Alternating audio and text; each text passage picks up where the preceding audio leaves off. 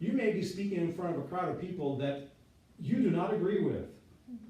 And it's very difficult to speak in front of an audience that you don't agree with, and they don't agree with you. You may be speaking in front of what we call a hostile audience.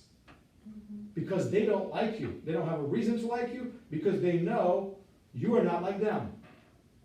But, if you find some sort of common ground, then you may actually have a good speech. Well, that common ground is appealing to the common morals, to the common beliefs, to the common and shared understandings of how this world works, or how this world should work. A vision, perhaps, of future, or a hope. We may not have the reality, but we may have a hope of a better reality. And if we can agree on that hope, at least, if we hope in something that's similar, then all of a sudden we connect it, right? Even though we may be very different. And we don't agree on anything, but all of a sudden we have the same hope in the future. So this is what we mean by speaking morally, or having good morals. It's not about right or wrong, it's more about finding that common ground, that touching on the same beliefs with the audience that you're addressing. And this is where another word comes in that's important. The word is civility. Civility. Have you heard the word civility? What does the word civility mean? People? People, yes. Or not talking about the civilization, right? No, not civilization. Let me use it in a sentence. Let's not fight, let's be civil. Polite, good. Polite is a good word. Civility is essentially a commitment to having a positive disposition towards another person. And you may not agree with them, but you choose to still have a positive relationship or a positive disposition towards them, even if you don't really like some things that they're doing, or some things that they're believing in, or something that they're embracing at that moment. And that's civility. You may have seen people who scream and yell at somebody, and then the person turns around and they don't scream and yell back. What they're doing is they're displaying civility. They're choosing a positive disposition. They're choosing to maintain their temper and to cool down and not scream back, but rather appear, as you said, civilized. The word civilized is related to it. Appear civilized by acting in a very reserved fashion, rather than escalating the conflict, de-escalating the conflict, finding something that you can build on, essentially. Okay, so that's that idea of civility. So in a society that we live in, and we live in a very multicultural society, civility is important. I hope you realize that. We're all different people, we have different values, we have different beliefs. What we find is important and crucial is different from culture to culture. And sometimes we start talking about these things and they become an issue of argument. That is where civility comes in. This is where good morals come in. This is where that idea of I have to find some kind of a common ground and build on. So you want to be successful with your listeners. You don't just want to give a speech to give a speech. I mean, nobody gets up and just says, all right, I'm going to give a speech because that's just what I got to do. I don't want you to learn how to give a speech. I want you to learn how to give an effective speech. A speech that does something. A speech that makes a difference. A speech that people remember. That's what I would love for you to do, is learn how to give that kind of speech. It's not just getting up and speaking. It's actually changing something or making a connection with people that otherwise wouldn't be there because you didn't get up, you didn't speak, it wasn't there. But you got up, you spoke, and as a result, boom, all of a sudden there's the connection. That person connected with you before they didn't. So you want to be effective. And in order to be effective, you have to find that common ground, that moral frame, that idea of something you and them coming together on, okay? So a good example that the authors of this textbook are giving is when Pope John Paul went to visit a communist country, okay? Now you realize that, most communist countries do not embrace faith. They're atheistic. And that's, okay, that's their choice, that's where they are. But that's who they are. Now you realize who Pope John Paul is. or was, he's died now, you know, he's the leader of the Catholic Church, the largest Christian church that's out there, billions of people, right? So he represents a very important religion in this world, and as such, he represents that faith, that religion. So he has to come into a communist country and give a speech.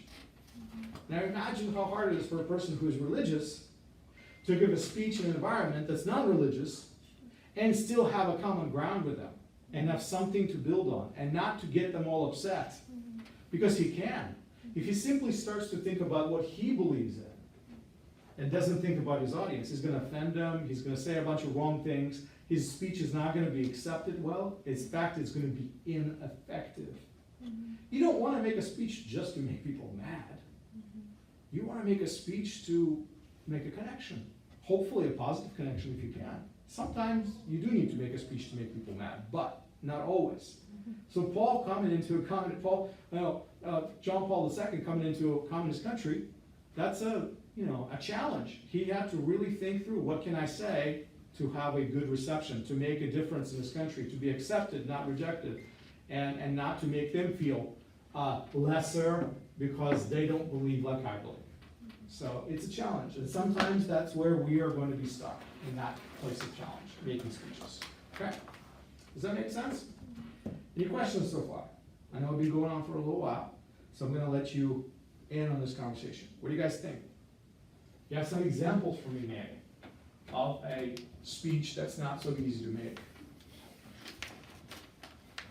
If you had to give a speech, just think, what audience would you absolutely have to hate to give a speech to? And why?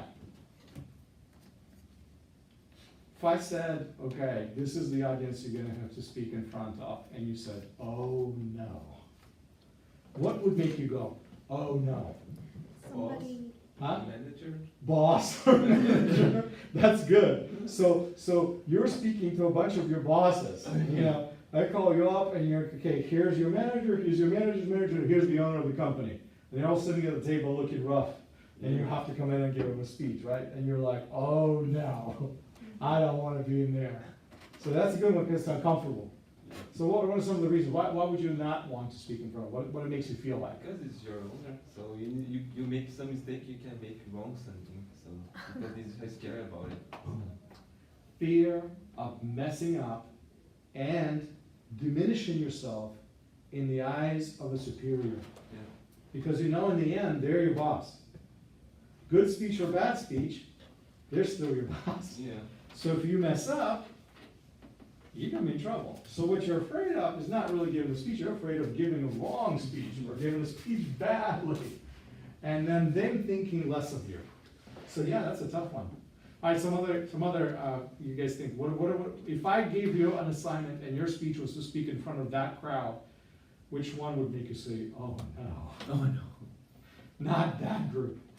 Please, can I speak somewhere else? Can you give me another assignment? Which one would make you say, oh no, oh no? Come on, think, brainstorm, imagine something. If I had to give a speech to those who are indifferent about the topic I was gonna talk about, Okay. it would be really harsh and difficult. Yes, you would really say, why in the world am I even here?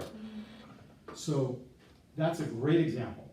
If people that you're speaking to really don't care about what you want to say,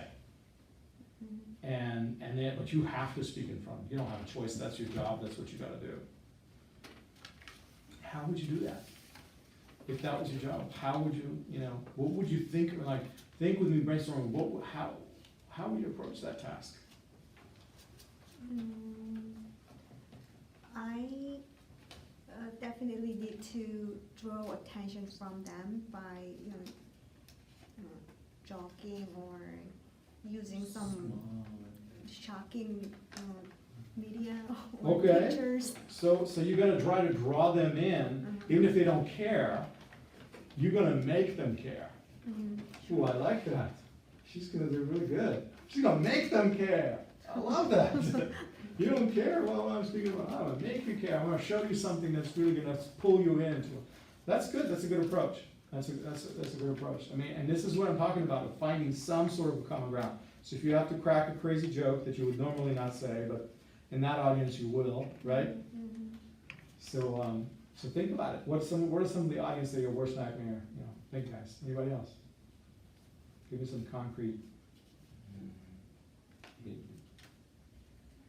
I don't know how called here, but when in France called TCC is that have all the teachers here in front of you, Okay. really speak for them for explain your theory about something you defend, something like that. That's kind of strange. Well, it is certainly I don't know intimidating. what's the name called here, but we call it TCC. I don't know. A defense. End of the course. And When with you a graduate. defense. Yeah. A def- There's, we don't have that, in America, we don't have that. I'm familiar with what you're talking Yeah. about. In America, we don't have that for like each class. But we do have that for the end of your course. Like a lot of times, some schools, you write your final thesis, they call it capstone, and you basically describe everything you learned this whole time that you've been in school. Yeah, it is like. Or you write a particular research in higher education, like a thesis or a dissertation, and you have to defend your thesis or dissertation. That could be very, very difficult to do. And the other person, I think, in the investors about your business. If you're Yeah. show something. But see, here's the thing, if you really know your business, Yeah. and they don't, Yeah. it makes you feel good. Okay. Because you're so confident, because they don't know what you're talking about, you do. You know, it's just, the most intimidating part is when you have to speak in front of people who know your topic really well, maybe even better than you do. Okay, I remember this, when I was asked to preach at a conference in front of 150 pastors. Oh, yeah. So, these pastors preach every single day of their life. I'm not a preacher. I'm a teacher. Preaching is not my thing. I could do religious speech, but it's not the same. There's a special cultural way in how they communicate what they believe. And I don't know how to do that very well. So for me, it was very intimidating to speak in front of 150 people who really know what I should be doing. But I'm not so good at it. But I'm going to do it anyway. So guess what? I did it. But I was nervous like crazy. And I do get nervous speaking in front of peers, especially people who I know that are way more educated than I am. When I have to go for defense, and that's a really big speech. So that's a good example. I get intimidated because I know that the teachers that I have are so smart, and even though I know my topic really well, they can find so many holes in my theory, in my topic, and it can be very embarrassing too. Yeah. Because sometimes they can call me on the spot, and it's like, okay, I don't want to be. So I know exactly what you're talking about. That's good. These are good examples. Anybody else got a good one? Another one? Anybody? So, questions. Does this make sense to you guys? This idea of logos, ethos, pathos. This is what I'm doing, by the way, in class. Do you realize that's what I'm doing right now? I speak logically from the point of knowledge and experience. You know why I tell you these stories about me being afraid of public speaking? Because I want you to feel what I feel. And I want you to realize that what you feel when it comes to public speaking is not that different from the way I feel. And because I have experience, I want you to hear about my experience in public speaking. And realize that experience does help us to become better speakers, more ethical speakers, more responsible speakers. Because I have to think about my audience. I don't just say what I want to say. I think about, if I say this, what are they going to think? What is going to enter their mind? I'm almost trying to predict a response of my audience. Remember how we talk about feedback, right? I almost have to think, what feedback would they give me if I say this? What feedback would they give me if I say that? How far can I push them? How far apart are we on this issue? And if I start here, how far can I push them? Can I push them all the way to my point of view? You know what? Most of the time, if you're far apart from somebody on an issue, you can't push them far. You can make them move a little bit closer to you. Maybe an increment, but not all the way. You push too far, you alienate them. They walk away, they shut you down, they don't want to listen to what you have to say. So this is what I mean by ethos. That's that ethical idea of like, I'm responsible as a speaker to my audience to do a good job and to speak sensibly, but also not to push them, to think about their sensibilities and think about their feelings, and I gotta make that message all connect. That's what I do here in class. Every single day, all the time. So essentially that's easy for me to teach. And you guys can see it visually and understand it, so. All right, makes sense, good. Any other questions? Any thoughts? All right, good. So I guess we're done then. This is what I wanted to get into your minds, into your bright young minds today.